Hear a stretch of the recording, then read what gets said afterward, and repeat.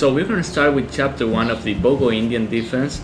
After d4, knight f6, c4, e6. Well, white usually he's concerned about knight c3, he's concerned about the Nimzo-Indian.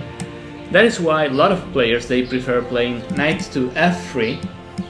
This is going to be more like the classical lines of the Bogo-Indian with knight f3, right? And if we go, bishop b4, this is Bogo-Indian, right? It's like we play same way like Nimzo, but the difference is that we won't be able to destroy white's pawn structure, because white is not going to play knight c3 here. He's playing either knight d2 or bishop d2, and we're going to study that in future chapters. But before analyzing this, we have to be prepared to face c3 as well, which is the Catalan, right? The Catalan opening. And after c3, the thing is, one of the points of this move is that white is not only stopping the Nimzo, he's also stopping the Queen's Indian, right? If b6, white can play bishop c2, and we cannot play bishop b7 like black wants to in the Queen's Indian. Yeah, maybe you could try c6, but it's a little bit dicey to go, commit yourself that early in the White can also consider playing e4 in that case, and he gets a nice center. So, right, after c3, we are still playing bishop b4 check, like we are used to in Nimzo and in Bogo-Indian as well. Here we do exactly the same thing. So after bishop b4, bishop d2 looks like the most logical way of covering the check. Yeah, the main options are really going to be bishop d2 or knight d2. If knight to c3, I think we can just go ahead and chop the knight, double those pawns, and white is going to have a really tough time hanging on to that c4 pawn in the future. Right, usually he won't play knight c3, because if he plays c3, looks like he wants to stop either Nimzo or Bogo-Indian. So yeah, looks like he's going to play bishop d2, right? So he keeps his pawn structure. So we take it. Usually in Nimzo, Bogo-Indian, or this line as well, we got rid of this bishop. So after queen takes, here we play d5. And this is what we are going to cover in the main line. This is a line that Carson played successfully, right?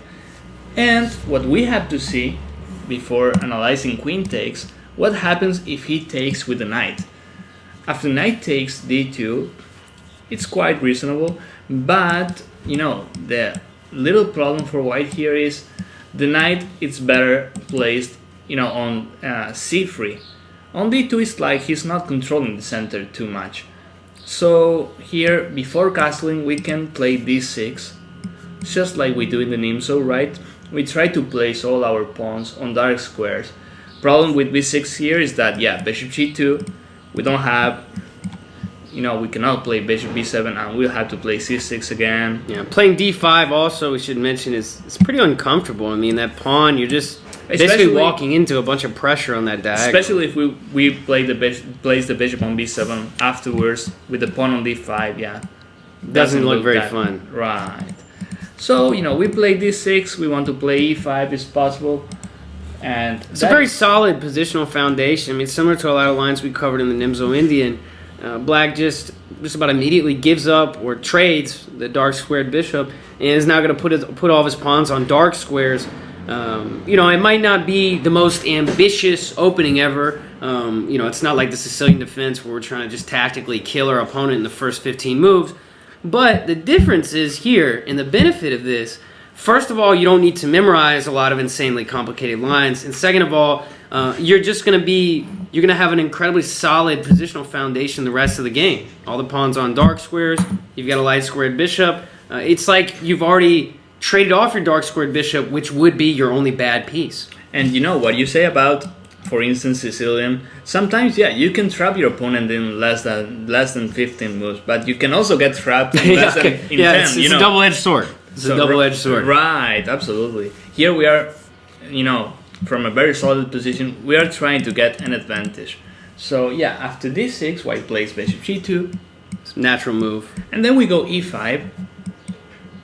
Sometimes these specific moves, before castling, we have, we'll castle later, but I think this is better because we are taking care of the center first. Yeah, I mean, in this position, it is starting to become more open. But, I mean, every move comes really at a premium price in the opening. I think jamming in with d6 and e5 so fast, there's really no need to castle yet. So why do it? Why not make a stand in the center and establish a firm feet on the ground there in the center with the early d6 and e5.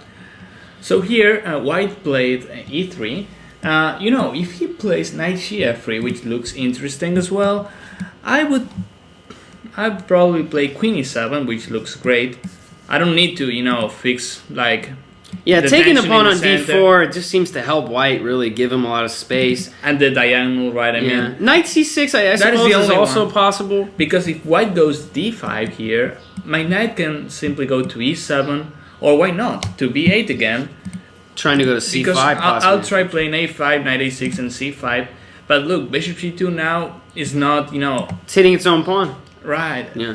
This d5 move, I mean, and even a move earlier, after just immediately playing e5, if white plays d5, positionally, this is nothing but good for black. Right. And also, as Damian was saying, kind of a maneuver you see a lot in the King's Indian, playing something like a5 and knight a6 or knight d7. Either way, the knight, once it makes it to c5, that knight is going to be worth its weight in gold. So, yeah, white plays e3, and I understand because I think he wants to play something like knight e2, and the bishop on g2 keeps, The bishop on g2 is a very, very strong piece. Right, that is why he plays e3 here, I mean. But, we can take. Now we'll see that. Taking is a little different. There's a different idea in mind with this one. Right, especially because he hasn't developed the knight on g1 yet. We castle here. So getting ready, rook e8, get some nice pressure in the open e file. Correct. That is why he cannot play knight f3 here. Well, he can, but then rook e8 is annoying. That's a big problem for white. So he goes, he goes knight to e2. Yeah. And here, there's a famous game where black plays d5, and then he gets an isolated pawn for white. But anyway, this bishop is so active that I don't feel this is the best way for black to play. I found another idea which is, in my opinion, better. And it's playing knight to c6. I'll try to explain this. Okay, knight c6 is a development move, but, well, if he takes the knight, well, obviously... That's a horrible idea, yeah. It's a horrible idea, a ton of holes around his king side, the fianchetto. We don't mind opening the b file as well, but, Black's bishop is a monster. For this bishop, I would offer a free pawn, and here we are not losing any material. And, by the way, if he castles, my idea is, play bishop c4. And this is kind of annoying. If he plays f3, I can go back with my bishop, but then he's creating weaknesses. Yeah, that pawn on f3 is going to be incredibly weakening. I mean, you might just think, well, it's just a pawn move, he's gaining time, but he's also weakening the e3 square forever. And I think the same goes for h3. Well, I mean... h3. Oh, actually, we can just snatch. We can just snatch this guy. Yeah. Forget it. Yeah, there's a free pawn out there. Yeah. So the bishop on g4. I mean, this just looks like it's just going to guarantee black an easy game. Right. Yeah, but I mean, in other position, h3, bishop d7, then I can win some tempos playing queen c8. But here, of course, there's a pawn on d4, right? But I mean, bishop g4, this maneuver, right? Inviting white to play something like f3, h3. And what do you think about if knight f3 here? Okay, but then I can simply go queen d7 and rook e8.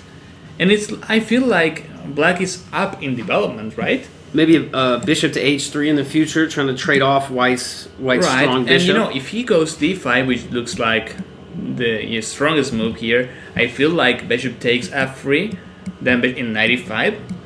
Looks like we're either going to win a pawn or just have a really easy game to play. I don't even really see how white can.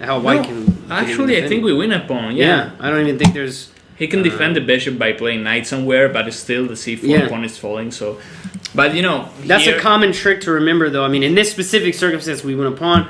But even just let's say in a different situation, if he pushes d5, a lot of times the bishop on g4, we can just snatch, and the knight on e5 is going to have a great home. And we notice that white's pawns in the center on c4 and d5 are on light squares.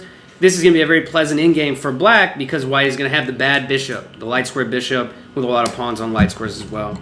And by the way, if let's say white finds the best moves, and let's say we trade off these bishops, the open e-file, I feel it's ours. We have a very solid position. Well, that's the worst I can see for black here, right? Getting a fairly equal... At least a comfortable equality, I think. That's it. I mean, but right now I feel like we are a bit better. We have initiative, right? We have threats. We have the e-file. We can consider playing d5 one day and try to create an isolated pawn. It's like white is defending, right? Knight f3 right now. It's an interesting line. I mean, it's kind of weird, you know, this idea with the early e5. If we go back up a few moves, you know, the early e5 and white, you know, exchanging here is also kind of weird in the center. As white, you know, it's like black just gives up the space advantage. Well, not an advantage. You know, he gives space to white. You know, white has the big pawns in the center, but you know, it's kind of like black is changing the argument. And so instead of trying to fight for the space in the center, black is trying to say that white's pawns there on d4 and c4 are more going to be targets for black to attack. And meanwhile, black with just a pawn on d6, you know, the humble setup, he doesn't have any weaknesses. And so that's kind of what lets black, you know, seize the initiative in this type of example here. So now, after bishop b4 check, bishop d2, bishop takes, we just saw that after knight takes d2, we play d6 and e5. But the most ambitious move for white is queen takes d2. Yeah, this is an interesting move. I mean, it really looks like you're just asking black to play knight e4, right? But what's going to happen then, I mean? Well, then he can play something like, you know, queen c2, for instance, then the knight, he'll push that knight back, he's going to win a tempo. And actually, when he takes with the queen on d2, he wants to play knight to c3, right? And then I think he's placing the knight where it belongs to. Yeah, I mean, this is, we covered a similar example in the Bogo-Indian DVD, but it was very different in that black was up at least a tempo. In this, you know, playing f5 here, as we covered in that example, the knight is just not going to be able to stay there, and with black's king in the center, black is just going to be losing time trying to jam the knight in at e4. It's superficial. Right, and in that Nimzo, Will saying white lost some tempos since the beginning with queen c2, queen takes c3, then queen c2 again. Right. I mean, here's it's very different. Yeah, very different. Right? He's only recaptured smoothly. Yeah. Right. Not the same thing. So that is why here, after queen takes d2, again, this reminds me of the last line we saw, where we are not castling quickly. Here we play d5 first. Of course, castling should be great, but here what we're gonna do is we're trying to make a fortress at queenside. There's no rush, actually.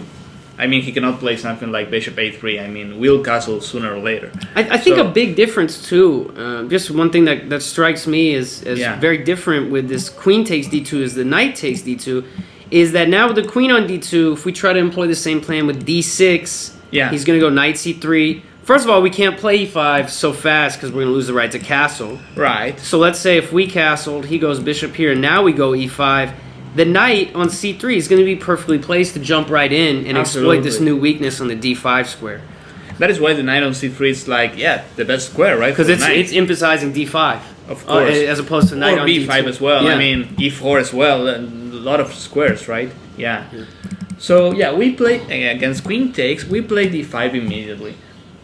Also, this is hitting the c4 pawn. Yeah.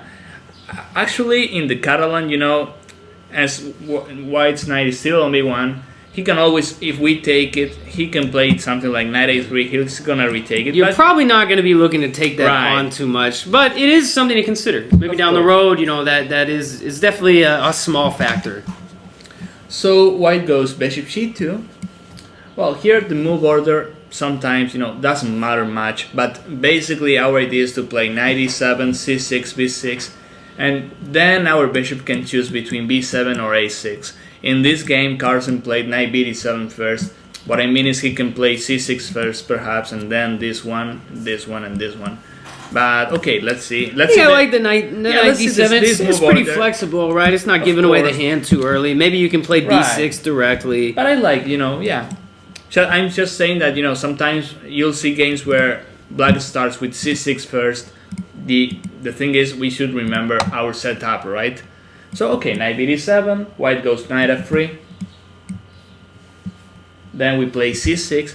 See how black is delaying castling, right? But he takes care of, queenside. Yeah, it's important to get yourself set up in the center and on the queen side early. That move that you're going to spend castling could prove critical to getting the setup that you want to achieve with your pieces on the queen side. So you castle too early. Maybe this is going to give time white to swing his rook over rook fc1. Later, white is going to be able to set up some pressure on the queen side. Might be a little unpleasant. So that's why the center is closed. What do you gain from castling? I don't really see anything. It could just be a waste of a move.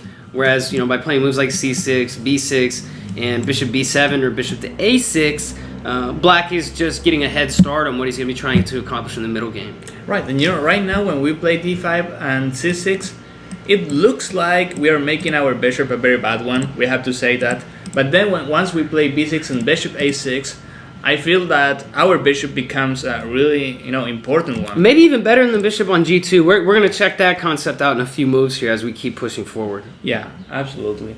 So after castling, white castles here.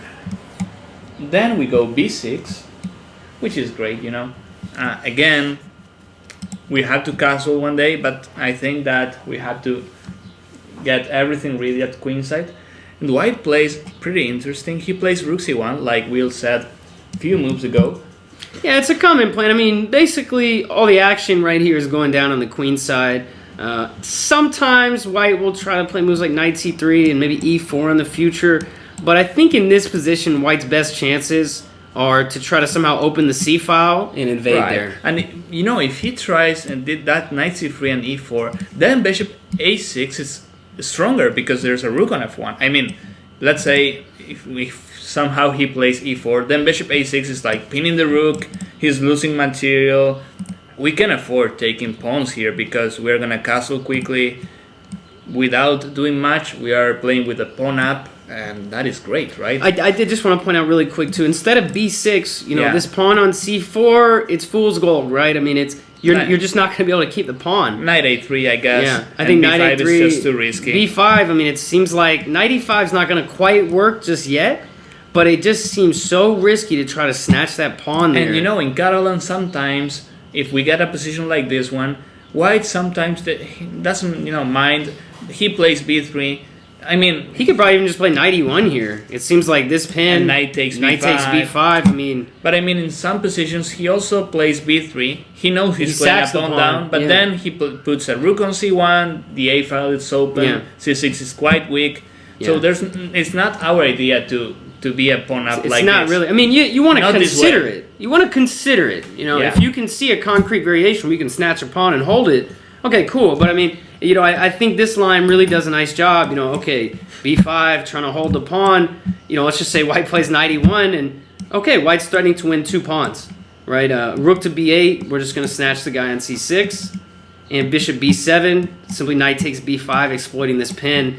Okay, I think this really shows very clearly that snatching the pawn on c4 is very low on our list of priorities. So after rook c1. b6, rook c1 here. Rook c1, yeah. Now, black castles.